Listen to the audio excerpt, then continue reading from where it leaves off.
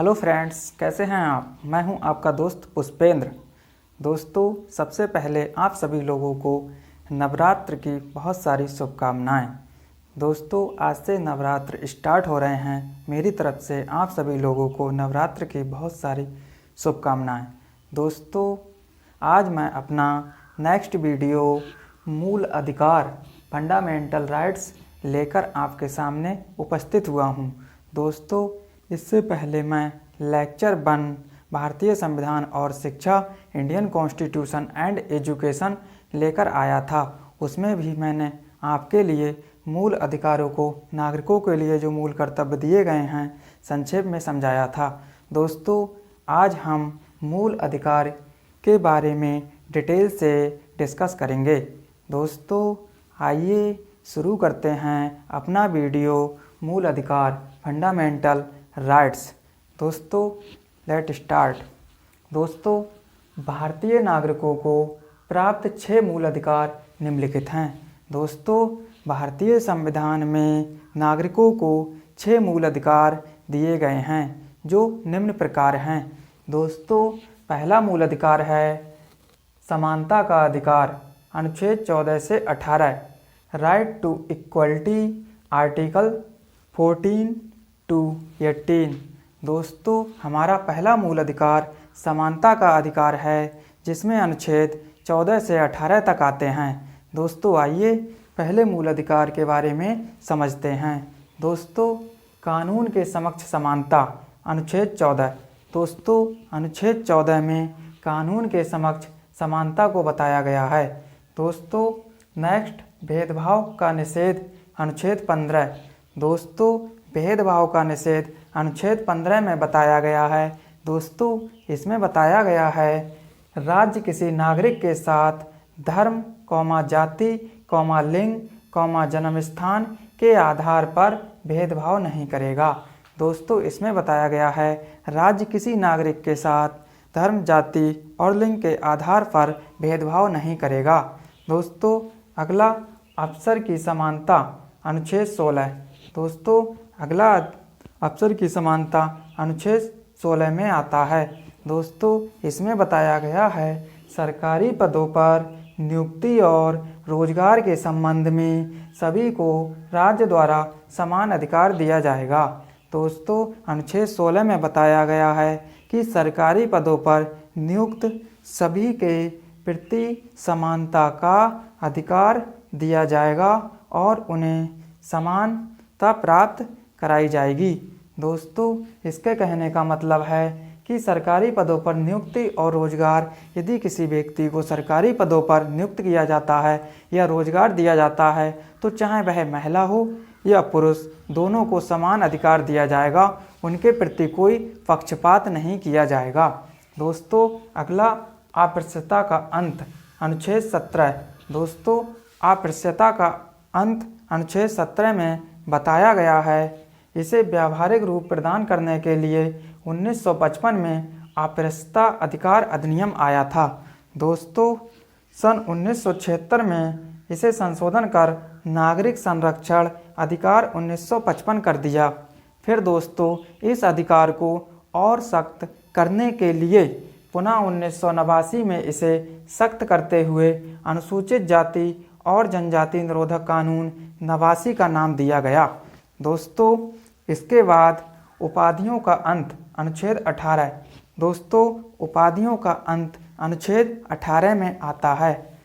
अनुच्छेद 18 में बताया गया है सेवा अथवा विद्या संबंधी उपाधि के अलावा अन्य किसी प्रकार की उपाधि देने पर राज्य के ऊपर प्रतिबंध है। दोस्तों, इसमें बताया गया है अनुच्छेद 18 में कि सेवा अथवा विद्या संबंधी उपाधि के अलावा अन्य किसी प्रकार की उपाधि देने पर राज्य के ऊपर प्रतिबंध है। राज्य इसके अलावा अन्य कोई उपाधि नहीं दे सकता है। दोस्तों, आइए आगे हम अपने दूसरे मूल कर्तव्य के बारे में समझते हैं। दोस्तों, हमारा दूसरा मूल अधिकार है स्वतंत्रता का अधिकार, अनुच्छेद 19 से 22, right of freedom, article 19 to 22। दोस्तों, हमारा अगला अधिकार स्वतंत्रता का अधिकार है, जो अनुच्छेद 19 से 22 में आता है। दोस्तों आइए इसके बारे में डिटेल से समझते हैं। दोस्तों 6 मूलभूत स्वतंत्रताएं, अनुच्छेद 19। दोस्तों अनुच्छेद 19 में 6 मूलभूत स्वतंत्रताएं दी गई हैं, जो इस प्रकार हैं। दोस्तों पहली स्वतंत्रता है विचार एवं अभिव्यक्ति की स्वतंत्रता। व्यक्ति अपने विचार और अपने आप को अभिव्यक्त कर सकता है। दोस्तों दूसरी स्वतंत्रता है शांतिपूर्ण व शस्त्र रहित सम्मेलन की स्वतंत्रता। दोस्तों इसमें शांतिपूर्ण और बिना किसी शस्त्र लिए सम्मेलन कर सकते हैं, ये स्वतंत्रता दी गई है। दोस्तों तीसरी स्वतंत्रता है समुदाय या संगठन के निर्माण की स्वतंत्रता। अपने अनुसार समुदाय या संगठन का निर्माण कर सकते हैं। दोस्तों चौथी स्वतंत्रता है भारतीय राज्य क्षेत्र में निर्बाध भ्रमण की स्वतंत्रता। दोस्तों चौथी स्वतंत्रता में बताया गया है कि भारत राज्य क्षेत्र में किसी भी जगह कहीं भी हम निर्बाध बिना किसी रुकावट के भ्रमण कर सकते हैं, घूम सकते हैं। दोस्तों पांचवी स्वतंत्रता है भारतीय राज्य क्षेत्र में निर्बाध निवास की स्वतंत्रता। दोस्तों भारत के किसी भी राज्य में हम रह सकते हैं, इसकी स्वतंत्रता दी गई है। दोस्तों छठी स्वतंत्रता है वृत्ति उपजीविका या कारोबार की स्वतंत्रता। दोस्तों इसमें अपने अनुसार हम कारोबार और व्यवसाय कर सकते हैं, इसकी स्वतंत्रता दी गई है। दोस्तों फिर अपराध की दोष सिद्धि के विषय में संरक्षण अनुच्छेद 20 में आता है। दोस्तों अनुच्छेद 20 में बताया गया है किसी व्यक्ति को अपराध के लिए तब तक दोषी नहीं ठहराया जा सकता जब तक उसने अपराध के उपरांत समय में लागू किसी विधि का उल्लंघन न किया हो। दोस्तों अपराध की दोष सिद्धि के विषय में संरक्षण अनुच्छेद 20 में दिया गया है। इसमें दोस्तों बताया गया है कि किसी व्यक्ति को अपराध के लिए तब तक दोषी नहीं ठहराया जा सकता जब तक उसने अपराध के समय में लागू किसी विधि का उल्लंघन ना किया हो। मतलब अपराध के समय में व्यक्ति ने किसी विधि का उल्लंघन न किया हो तब तक उसे अपराधी नहीं ठहराया जा सकता। दोस्तों इसके बाद व्यक्तिगत स्वतंत्रता और जीवन की सुरक्षा अनुच्छेद 21 में आता है।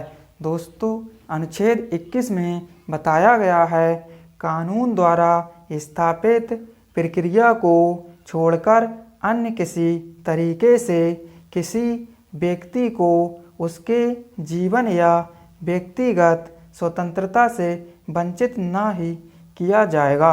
दोस्तों व्यक्तिगत स्वतंत्रता और जीवन की सुरक्षा अनुच्छेद 21 में बताया गया है कि कानून द्वारा स्थापित प्रक्रिया को छोड़कर, जो कानून ने प्रक्रिया बनाई है उसको छोड़कर अन्य किसी तरीके से किसी व्यक्ति को उसके जीवन या व्यक्तिगत स्वतंत्रता से वंचित नहीं किया जाएगा, ऐसा अनुच्छेद 21 में बताया गया है।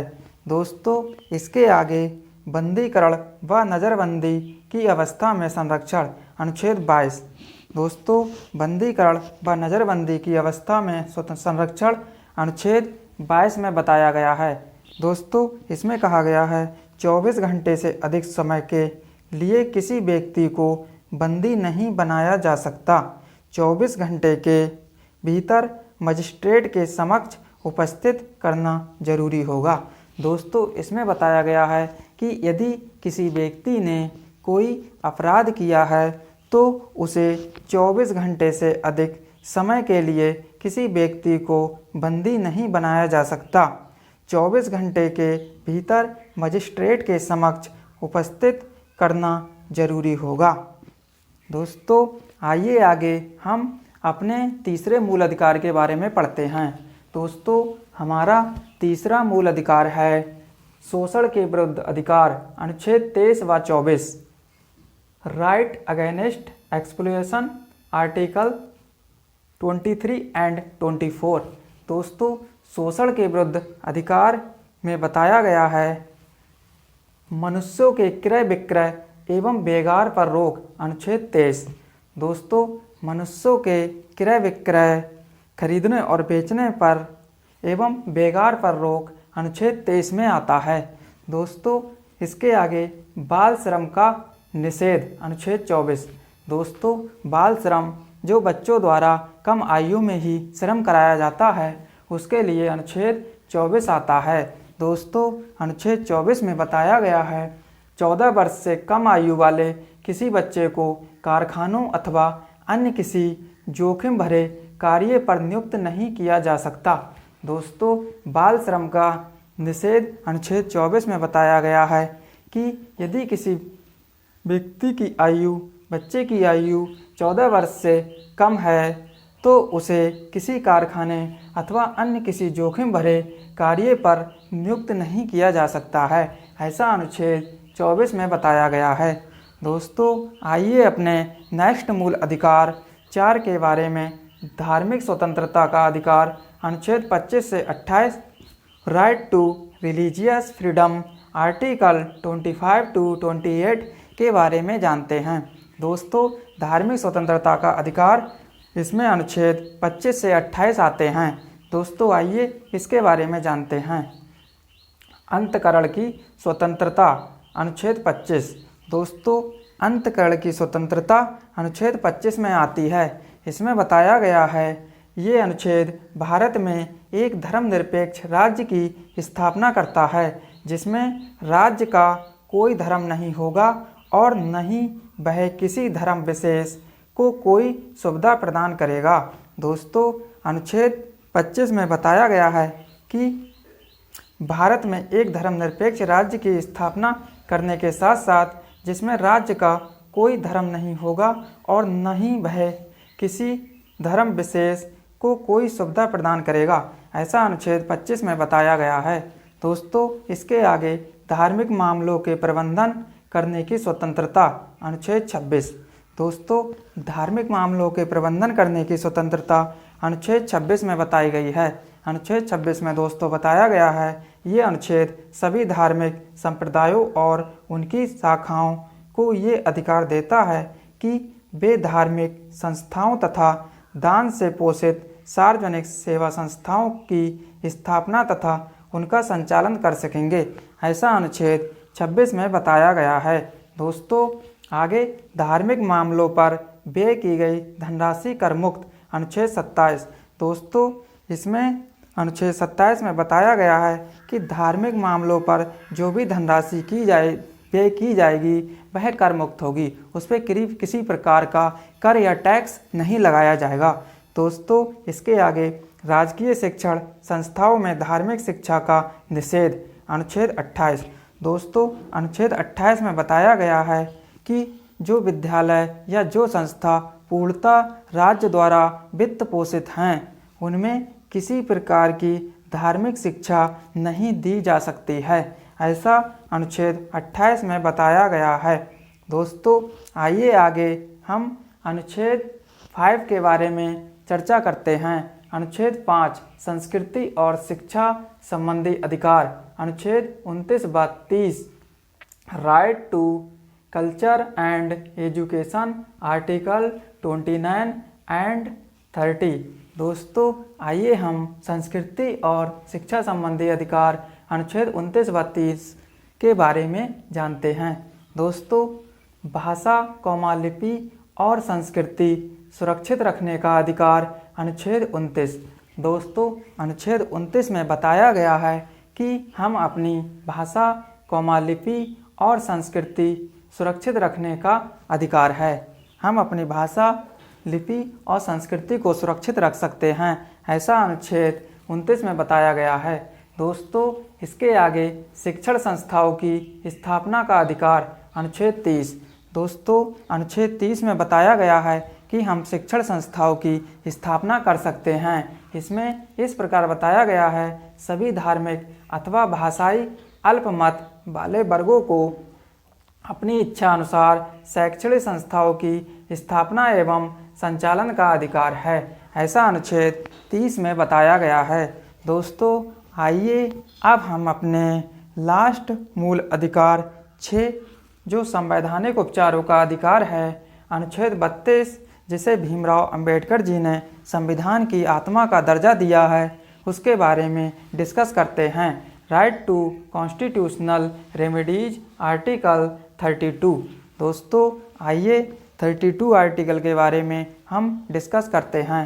दोस्तों नंबर 1, बंदी प्रत्यक्षीकरण लेख, हैबीज कॉर्पस रिट्स।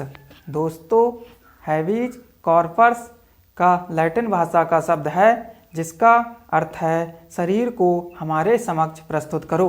दोस्तों जो हमारा हैबीज कॉर्पस शब्द है वह लैटिन भाषा का शब्द है जिसका अर्थ है शरीर को हमारे समक्ष प्रस्तुत करो।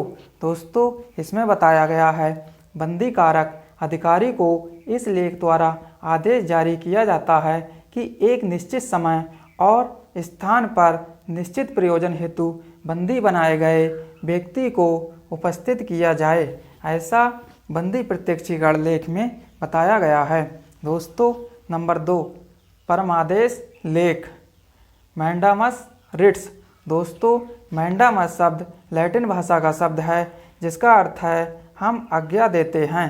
इस लेख द्वारा दोस्तों व्यक्ति या संस्था को अपना कर्तव्य पालन करने की आज्ञा दी जाती है। दोस्तों मैंडामस जो लेख है इसका अर्थ होता है हम आज्ञा देते हैं और इस लेख द्वारा व्यक्ति को या संस्था को अपना कर्तव्य पालन करने की आज्ञा दी जाती है। दोस्तों इसके बाद नंबर 3, प्रतिषेध लेख, प्रोविजन रिट्स। दोस्तों प्रतिषेध लेख का अर्थ है मना करना। दोस्तों इस लेख द्वारा उच्च न्यायालय अपने अधीनस्थ न्यायालय को अपने अधिकार क्षेत्र से बाहर कार्य करने से रोकता है। दोस्तों इसके बाद नंबर 4, उत्प्रेषण लेख, सैटरी रिट्स। दोस्तों उत्प्रेषण का अर्थ है और अधिक सूचित कीजिए। दोस्तों उत्प्रेषण का अर्थ है और अधिक सूचित कीजिए। इस लेख द्वारा अधीनस्थ न्यायालय के अधिकारी को उसके विचारार्थ पड़े किसी विवाद को उच्च न्यायालय में भेजने हेतु जारी किया जाता है। दोस्तों इसके आगे नंबर 5, अधिकार प्रच्छा, क्यू वारंटो। दोस्तों अधिकार प्रच्छा का अर्थ है तुम्हें क्या अधिकार है। दोस्तों इसका अर्थ है कि तुम्हें क्या अधिकार है। किसी व्यक्ति के अनधिकार चेष्टा से पदासीन होने पर उच्चतम न्यायालय या सर्वोच्च न्यायालय ये लेख जारी कर उससे पूछ सकता है कि उसे उस पद पर बने रहने का क्या अधिकार है और संतोषजनक उत्तर न देने तक वह व्यक्ति उस पद पर कार्य नहीं कर सकता है। तो दोस्तों इस प्रकार हमने मूल अधिकार के बारे में, फंडामेंटल राइट्स के बारे में डिटेल से डिस्कस किया। दोस्तों ये सभी अधिकार बहुत इम्पोर्टेंट अधिकार हैं और अधिकतर कॉम्पिटिटिव एग्जामों में पूछे जाते हैं। दोस्तों ये अधिकार और इनके अनुच्छेद आपको ध्यानपूर्वक मन लगा के कंठस्थ कर लेना चाहिए जिससे आगे आने वाले एग्ज़ाम में या कॉम्पिटिटिव एग्ज़ाम में आपके लिए हेल्पफुल साबित हों और आपके भविष्य को उज्जवल करने में कारगर सिद्ध हों। दोस्तों तो इस प्रकार हमने अपना वीडियो मूल अधिकार फंडामेंटल राइट्स पढ़ा।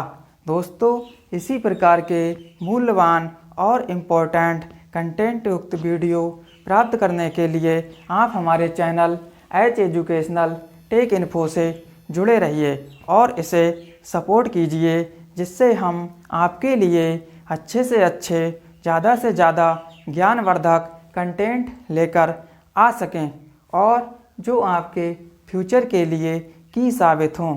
दोस्तों तो इसी के साथ हम अपने इस वीडियो को यहीं विराम करते हैं और नेक्स्ट अगला वीडियो लेकर जल्द ही आपके सामने उपस्थित होंगे।